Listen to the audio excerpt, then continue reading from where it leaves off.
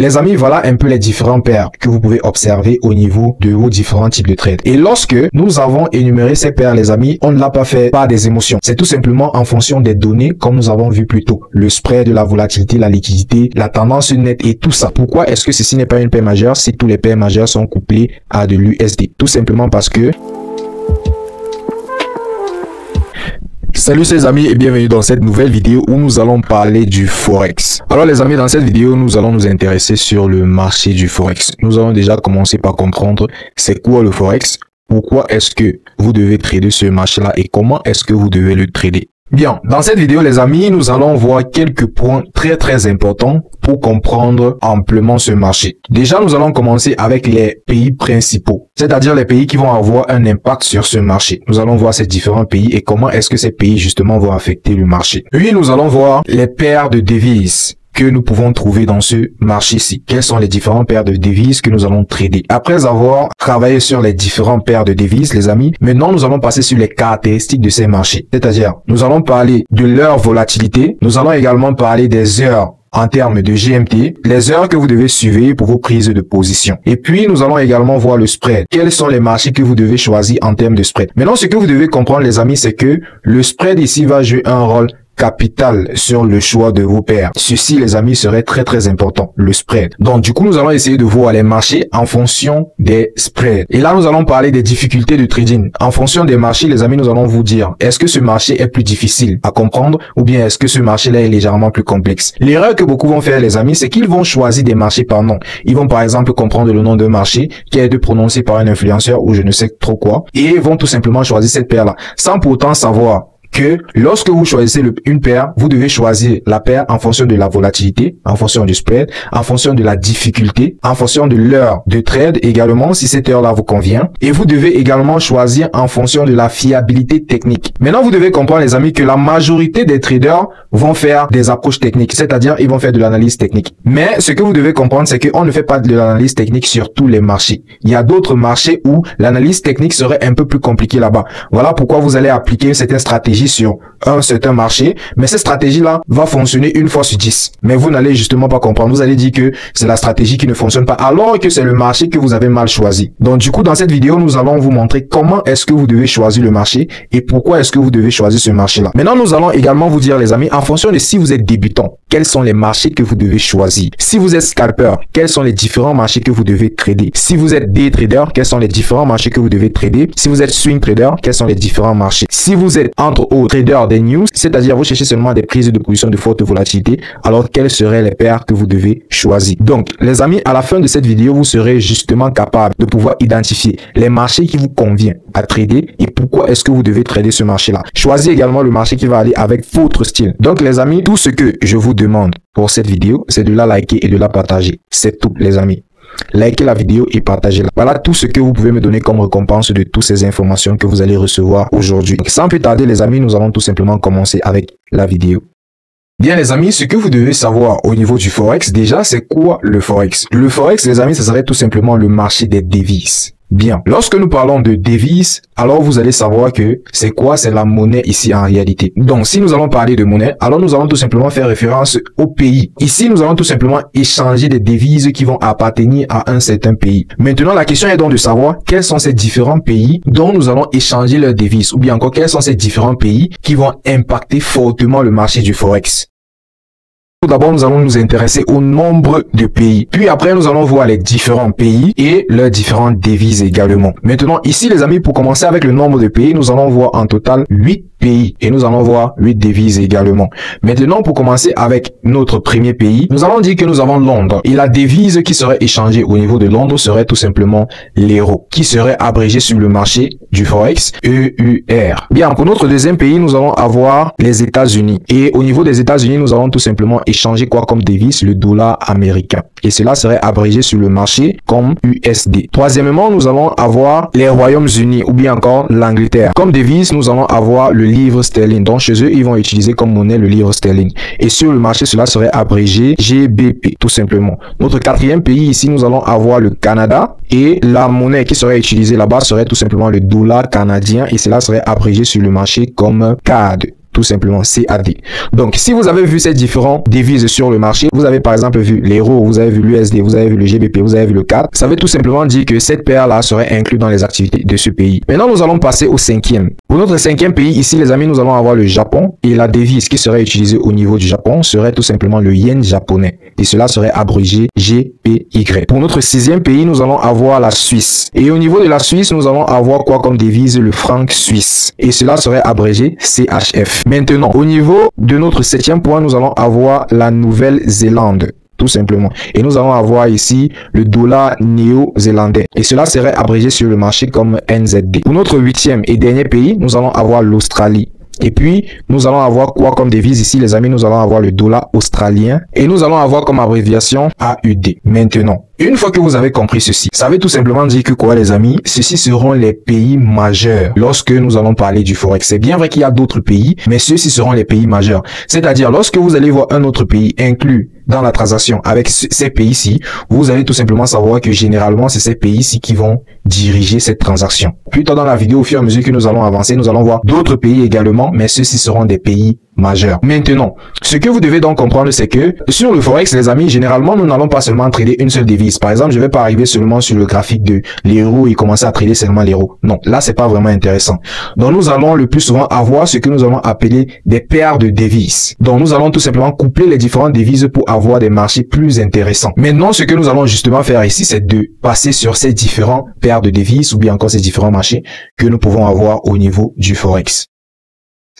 Bien, les amis, ce que vous devez savoir, c'est que les paires de devises ici, en général, seront divisées en trois grandes catégories. Nous allons avoir les paires de devises majeures, les paires de devises mineures et les paires de devises exotiques. Ne vous inquiétez pas, je vais vous montrer la différence qu'il y a entre ces différentes catégories de marché. Donc, maintenant, nous allons voir tout simplement 5 paires sur ces différentes catégories. Les amis, avant de continuer, je tiens à dire que si vous avez des difficultés à apprendre ceci par vous-même, tout ce que vous avez à faire, c'est de cliquer sur le lien épinglé dans la barre des commentaires et puis vous rejoignez le groupe Telegram. Là, vous pouvez m'écrire pour avoir des informations sur la formation que nous offrons, justement pour vous aider à avoir une rentabilité rapide et efficace. Sans plus tarder, les amis, nous allons continuer. Maintenant, ce que nous allons donc faire, c'est que au niveau des devises majeures, c'est quoi une devise majeure? En général, une devise majeure serait une devise qui serait couplée avec de l'USD. C'est-à-dire, ce serait toute devise d'un pays majeur qui serait couplée à de l'USD. Là, nous allons appeler cela une devise majeure. Je sais pas si je me fais comprendre. Donc, nous avons vu les pays majeurs plus tôt. Maintenant, toute autre devise qui serait couplée, mais qui aura pas de dollars dessus, nous allons appeler cela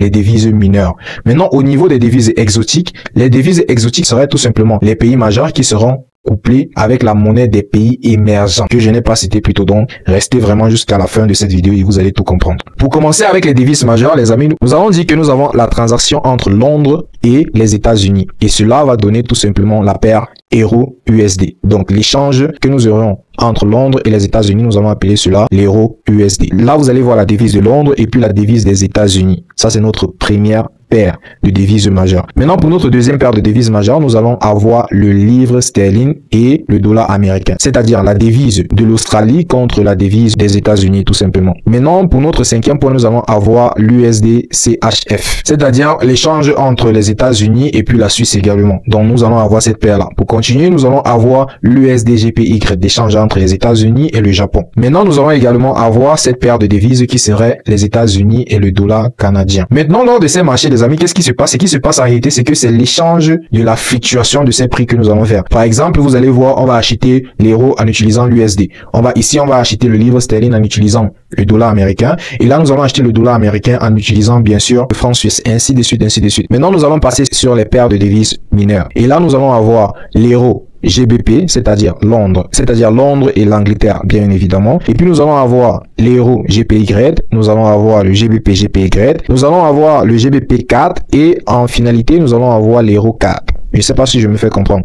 Donc, vous allez tout simplement voir les différents pays qui sont en activité lors de ces paires-ci, tout simplement. Maintenant, lorsque nous allons arriver sur des paire de devises exotiques, les amis, nous allons tout simplement avoir l'USD couplé à la monnaie de la Turquie. Et cette monnaie-là, les amis, ça serait tout simplement le livre turc. qui serait abrégé TRY. Puis nous allons avoir notre deuxième paire de devises qui serait l'euro tri, qui est tout simplement l'euro qui serait couplé au livre turc. Pour notre troisième, nous allons avoir l'USD MXN. Et les amis, MXN, c'est la monnaie du Mexique. Et cela, c'est tout simplement le peso mexicain. Et puis après, nous allons avoir l'euro contre le PLN. Et le PLN, les amis, c'est tout simplement la monnaie de la Pologne. Je sais pas si je me fais comprendre. Ne vous inquiétez pas, les amis, c'est vrai que c'est un peu bizarre que vous attendez tout ça, mais vous allez comprendre l'essentiel, ce que vous avez à comprendre sur tous ces différents marchés. Donc maintenant, pour notre dernière paire, nous allons avoir l'USD ZAR, c'est-à-dire le dollar américain contre le rand sud-africain, c'est-à-dire la monnaie de l'Afrique du Sud. Maintenant, les amis, vous voyez tout simplement que ces pays-ci, en général, sont des pays émergents, ok?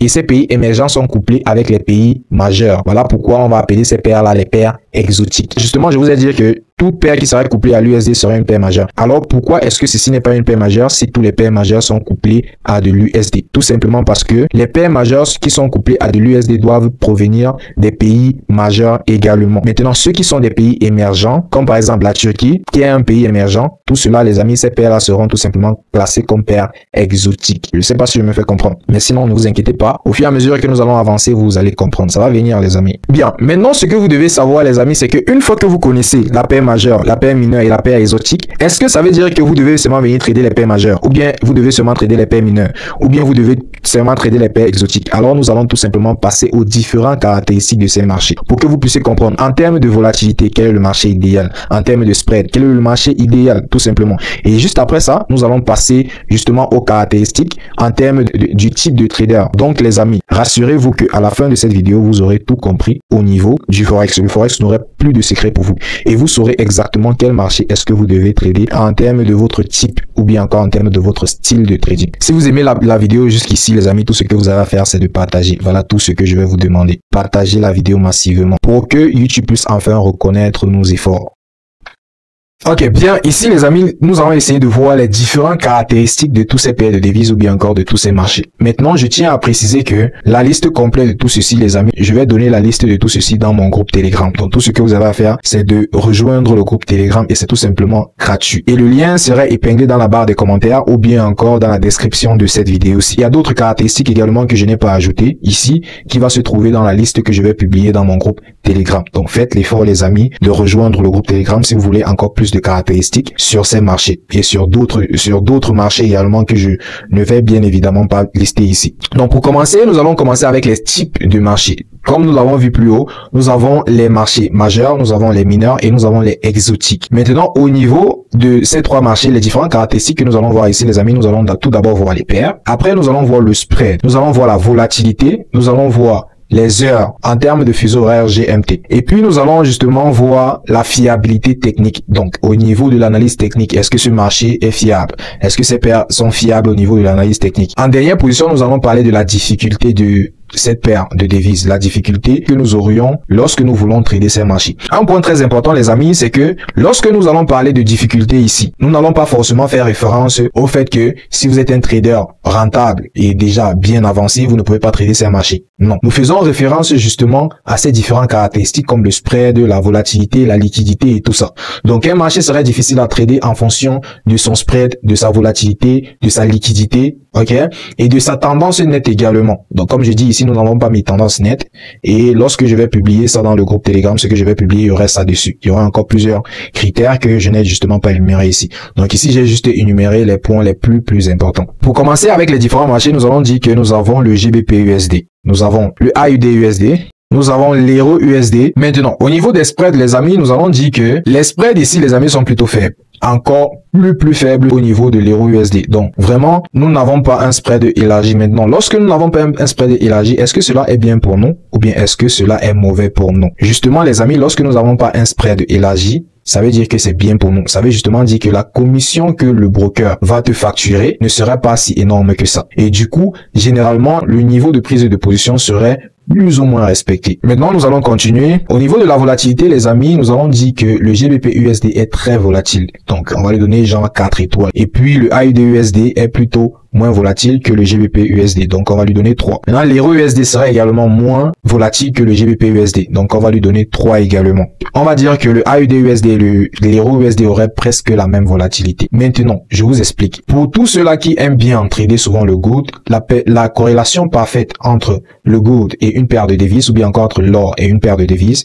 serait l'AUD USD. L'AUD USD, pourquoi? Parce qu'elle aurait presque les mêmes caractéristiques techniques que l'or. Tout cela va se trouver dans la liste complète que je vais publier dans le groupe Telegram. Au niveau des heures, les amis, nous allons dire que l'heure idéale pour trader ces différents paires, nous allons avoir quoi? Nous allons avoir de 8h à 11h, et je précise bien c'est GMT. Donc, pour ceux-là qui sont dans différents pays, vous avez tout simplement à convertir cela au fuseau horaire de votre pays. Donc là, nous allons dire que de 8h à 11h, et nous allons également dire en soirée de 13h à 16h, donc 3 heures de temps seulement par jour.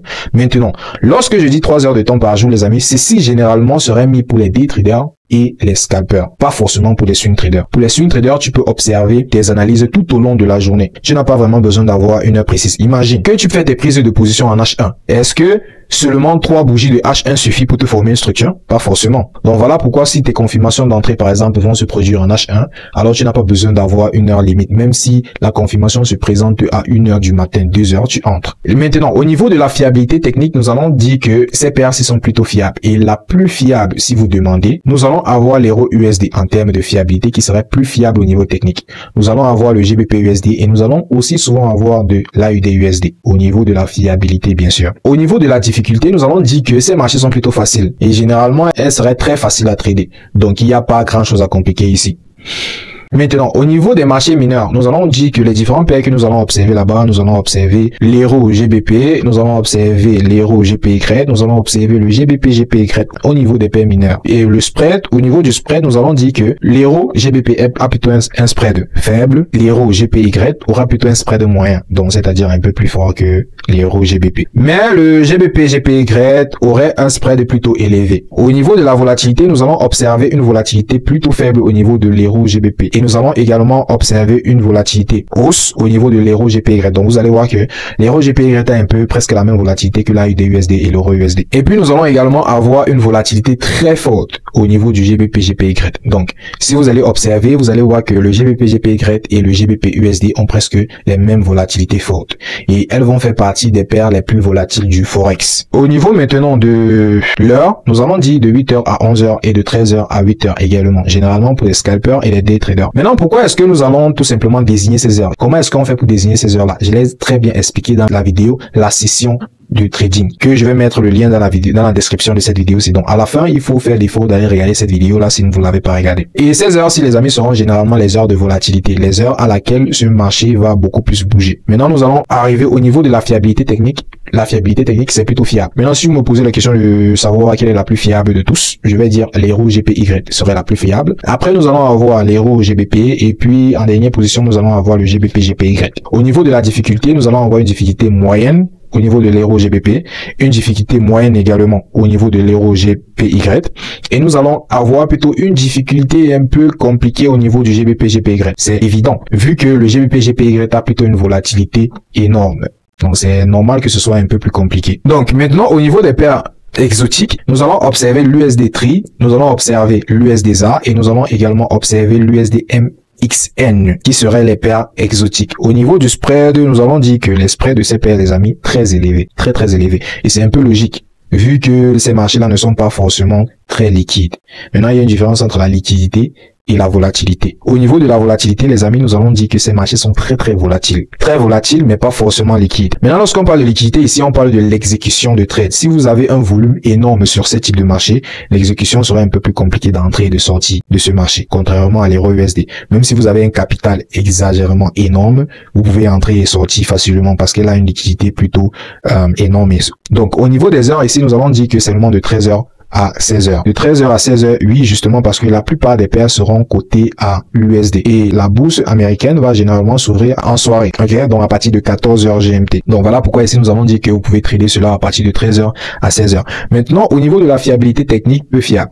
peu fiable. Maintenant, au niveau de la difficulté, très difficile. Maintenant, je vous explique pourquoi est-ce que c'est très difficile. Parce que ces mouvements sont généralement un peu plus aléatoires. Sur ce type de marché, elles sont très affectées par des annonces économiques. Voilà pourquoi ça va un peu faire ça. Donc, maintenant, ce que nous allons donc faire, c'est voir quelles sont les différentes paires que vous devez trader en fonction du différent type de trader que vous devez être. Pour tous ceux-là qui ont vu AUSUSD ici et se demandent, c'est une erreur de frappe.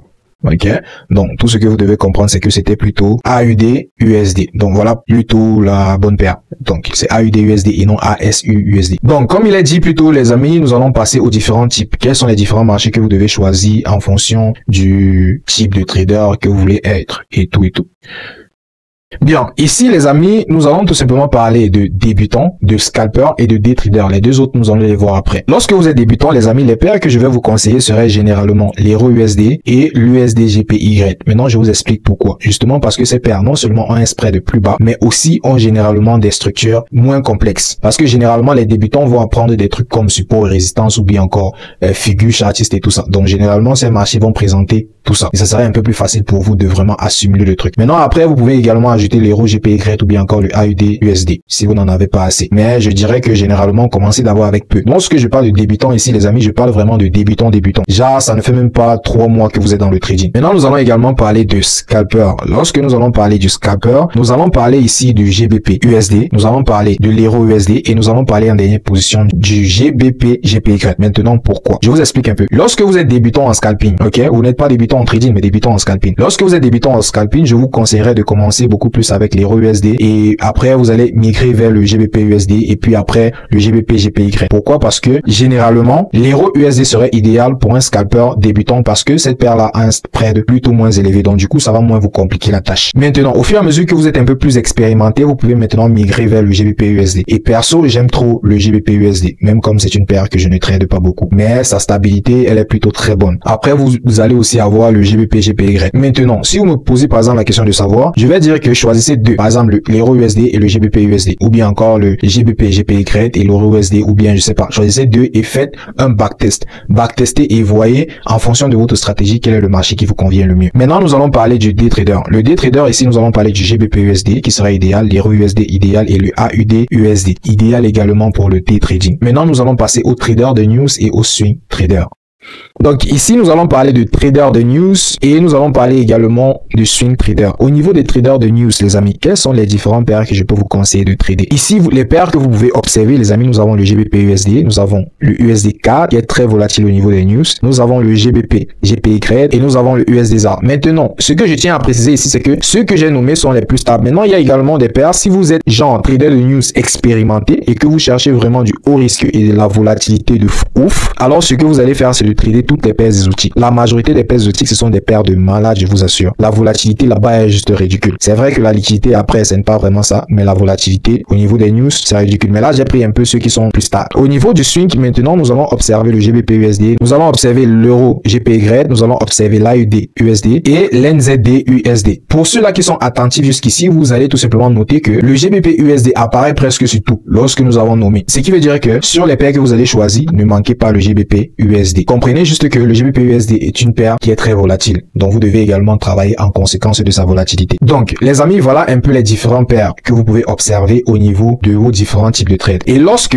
nous avons énuméré ces paires, les amis, on ne l'a pas fait par des émotions. Ce ne sont pas les émotions qui nous ont dirigés à placer ces paires où elles sont, ou bien encore de l'influence de qui que ce soit. C'est tout simplement en fonction des données, comme nous avons vu plus tôt. Le spread, la volatilité, la liquidité, la tendance nette et tout ça. Lorsque vous voulez trader des paires de swing, par exemple, vous voulez justement des paires qui vont faire des mouvements prolongés. Des paires que lorsqu'il veut monter, il monte pendant plusieurs jours. Ou bien lorsqu'il veut descendre, il descend pendant plusieurs jours. C'est sur des paires là que vous voulez faire du swing. Donc voilà pourquoi nous avons noté ces paires-ci. Justement parce que lorsque elles veulent avoir des tendances, elles auront des tendances prolongées. Maintenant, les paires qui auront plutôt des tendances un peu bizarres, genre trop de consolidation et tout, généralement ce que vous voulez faire là-bas, c'est juste scalper ces paires-là. Je sais pas si je me fais comprendre. Ces paires sont classées ici en fonction justement de ces différentes données-là. Donc les amis, tout ce que vous avez à faire pour nous montrer que vous avez regardé cette vidéo jusqu'à la fin, comme comme d'habitude, c'est de la partager et écrire en commentaire. Là, nous saurons tous ceux qui regardent nos vidéos jusqu'à la fin et ceux qui ne le font pas. Donc, maintenant, ce que nous allons faire, c'est quoi? C'est que nous allons passer justement au graphique pour vous montrer où est-ce que vous pouvez avoir ces différents marchés. Et bah oui, les amis, nous montrons tout parce que nous ne savons pas ceux qui regardent la vidéo si ce sont des experts ou bien encore si ce sont des débutants. Donc, on mélange et tout. On donne le niveau expert, le niveau débutant et tout ça dans la vidéo. Donc, c'est toujours important de rester jusqu'à la fin de la vidéo. Donc, pour ici, vous allez venir là, comme la dernière vidéo. Et pour ceux-là qui n'ont pas vu la dernière vidéo, nous avons parlé des différents types de marchés. Ici, nous sommes spécialisés sur le Forex. Mais lors de la vidéo précédente, nous avons parlé de tout autre marché que nous pouvons observer ici.